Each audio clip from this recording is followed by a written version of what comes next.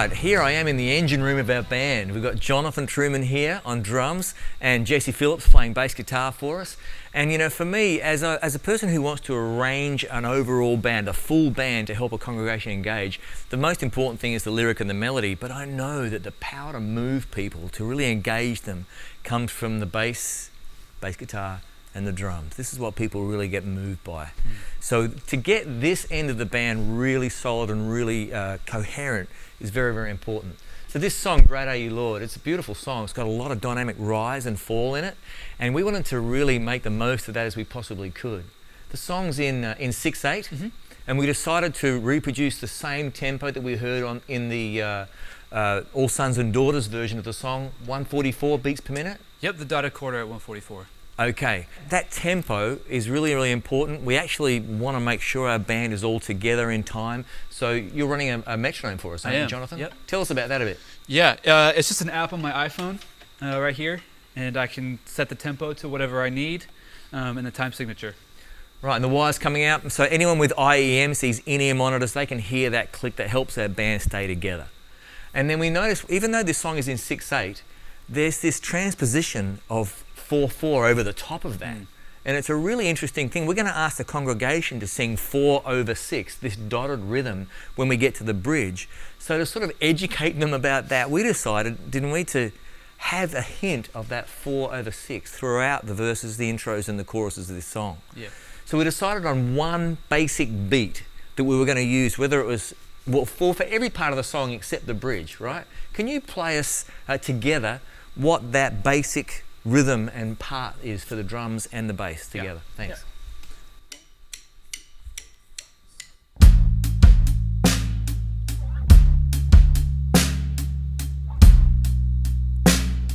Yeah, it's very simple. Keep going.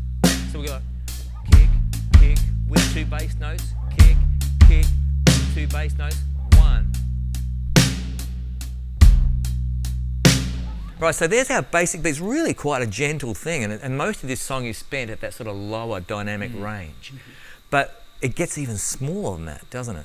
So Jonathan, can you talk to me about a couple of things you've done to that basic beat without really changing what it is to make it even smaller than that? What's the smallest you got?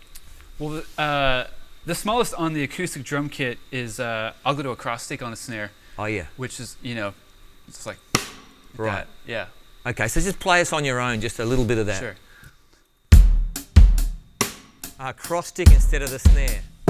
Great, yeah, there's a big difference there. And that subtle change from cross stick to snare makes a big difference. And then how do you get even smaller than that? Yeah, so I brought a sampling pad with me. So this one's by Roland, and I can put samples on it that I've created, and it has its own library of sounds. Wow, now not everyone's got access to a sampling pad, but hey, let's hear what that sounds like. This is what you used in the very intro and verse 1. Intros and outros. Intros and outros, got it. Let's hear that. Same part, but even a smaller sound. Yeah. And that gives you like these different steps to go up to use when the song gets bigger. Yeah. What did you do to that basic beat to make it even bigger? Yeah, so I'll go to the snare, which brings it up, and then from there I'll either go louder on the hats or maybe throw in a crash. How do you go louder on the hats?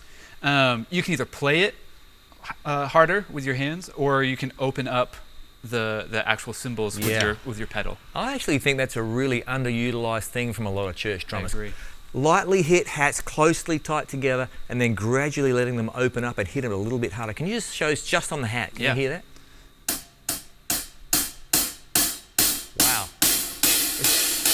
Launching out, isn't it? Yeah, getting much, and that's that sort of sound of cymbals, that high frequency. That's the sound of excitement, right? Yeah. And you got to use that judiciously. That sound of excitement, right?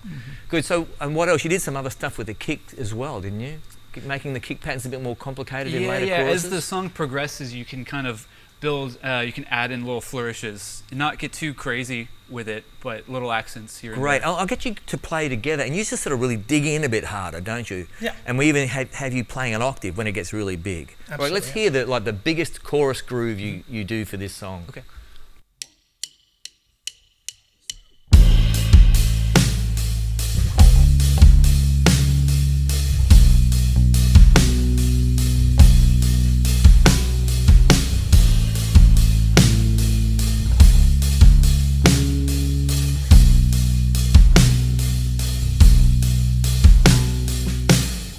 Great. So still keeping that kick to show us where the bar is, and then getting a bit busier carefully. Second half of the second half of each phrase. Yeah. Great. And just digging in a bit harder here. Yep, playing a little harder, and then I'm doing the octave on the snare hits. Okay, so we've got that basic groove. Just show us on your own then that what you were doing to make this bass part just very, very simple. 3 notes, right? Yeah. And just make it even a bit stronger to support where the drums go. Totally.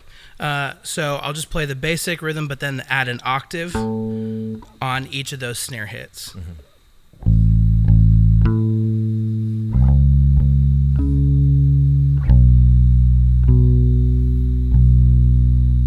Yeah, I like that. And together with the drums, that helps the whole song sort of widen out and breathe a bit deeper. You know, Absolutely. It's a beautiful thing. So you had that basic bass part. What did you do to make it even smaller? Yeah, totally. One thing I like to do when I'm trying to take the dynamic of something back is use my palm on my right hand and kind of give it a little bit of a muting effect with that.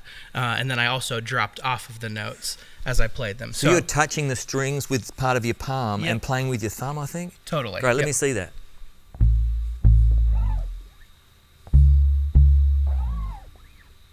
And I like those roll-offs too and the gaps of silence. awesome. Keep it simple, play it well, and enjoy the higher, I think, a higher joy from music. How it's helping people connect with God and connect with each other rather than being just sort of into my own playing. Yeah. And that your works for voice- every instrument, right? But Totally. Your voice can come through not just in the licks you play, but in the dynamic that you use when you're playing those notes. So. Right. And I noticed you developed something really interesting for the intro of Great Are You, Lord, that you also repeated at the outro. Yeah. We usually think of bass guitar pretty much only playing one note at a time, but Jesse's already showing us that's not always the case. Have a listen to this intro with Jonathan right on the pad here, like the intro. 1, 2, 3, 4,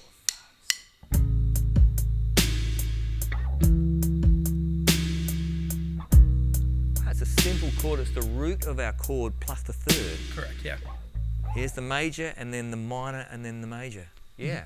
What's that big fat thing there? What's that? The low B string. Oh, it's a thumb rest. It's a thumb rest for now, yes. Yeah, I hope the 5-string's not confuse any 4-string players, but 5-strings can be wonderful if you want to go down to that low B, but it's kind of a special effects string, really, Totally. isn't it? And It's just it that doesn't, added, yeah. yeah, it doesn't really suit every style of music. But I really enjoy what you're playing, both of you guys. It's wonderful. Thanks for taking us through Great Are You, Lord. Before we split, though, the bridge.